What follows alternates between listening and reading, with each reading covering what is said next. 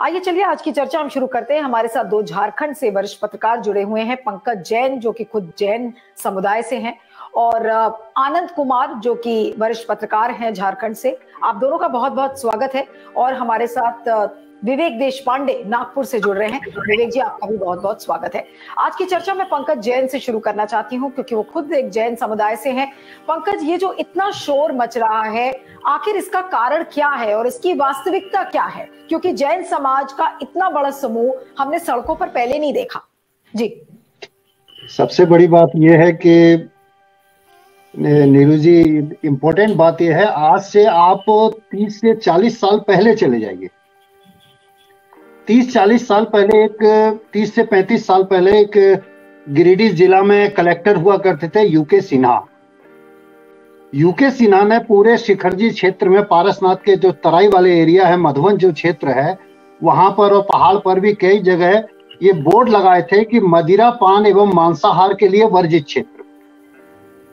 तो ये 30-35 साल पहले बोर्ड लगे थे। ये जब एकीकृत बिहार हुआ करता था उस वक्त का दौर की बात है ये।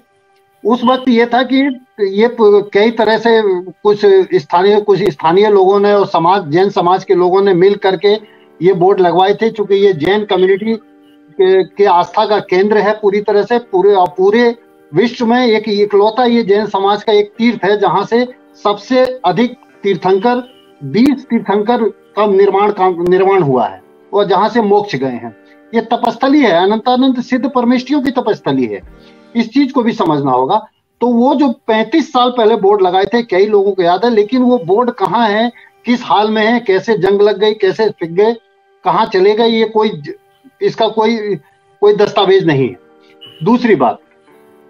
दूसरी बात यह है कि हर साल दिसंबर और जनवरी के बीच एक पिकनिक मनाने के लिए लोग बड़ी संख्या में आते हैं और कई जगह से आते हैं। बंगाल से आते हैं, कोडरमा से आते हैं, गया से आते हैं, कई जगह से, कलकत्ता से आते हैं।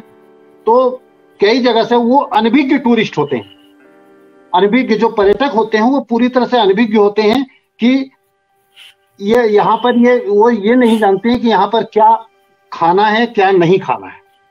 तो वो कभी कभी क्या है, पिकनिक का स्पॉट होता है, नए साल का दौर होता है, तो अनभिज्ञता के रूप में वहां पर ले जाते हैं, मीट मांस बनाते हैं और वहां पर शराब वगैरह पीते हैं। तो एकदम सीधी सी बात है, ये अनभिज्ञ होता है। पहले बोर्ड लगे थे तो एक लोग पढ़ के समझ जाते थे, नहीं भाई हमारे ये एरिया है, इस एरिया में हमें अभक्ष्य पदार्थों का सेवन नहीं करना है, जो अब दिखाई नहीं दे रहा है।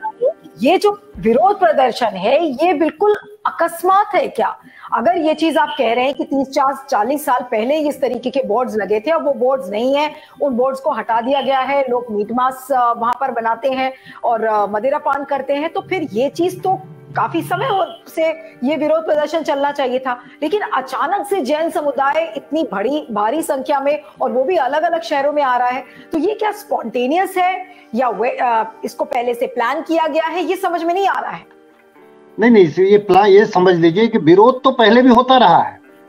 चिट्ठियां प्रशासन को भेजी जाती रही हैं। हमेशा कुछ भी वहां पर गलत होता है उसके लिए जैन कम्युनिटी हमेशा पत्र लिखती है।